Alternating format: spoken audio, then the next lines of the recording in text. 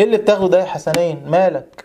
مفيش يا محمد والله. بص الصداع هيفجر نافوخي، وهو عمال المه بالبتاع اللي رابطها على دماغي دي. بص الصداع مش راحمني، فباخد الكتافاست اللي انت كنت جبتهولي.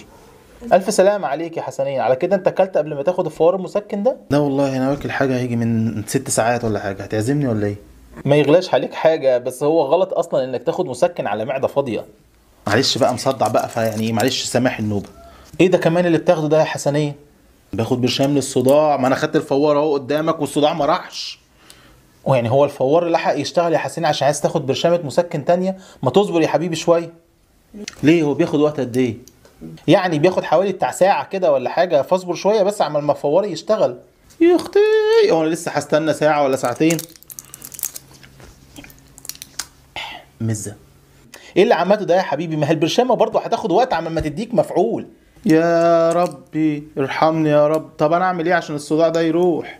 يا حبيبي اي علاج بتاخده عن طريق الفم، المعدة بتهضمه وتكسره، ويبدأ بعد كده يمتص لحد ما يوصل تركيزه في الدم للتركيز اللي تحس معاه ان الصداع معاك يروح. ده بياخد وقت. يعني لسه هستنى كمان؟ يعني اخدت الفوار واخدت البرشام ولسه كمان هستنى؟ ده غير ايه المصيبة اللي انت عملتها دي يا حسنين اصلا. ايه عملت ايه؟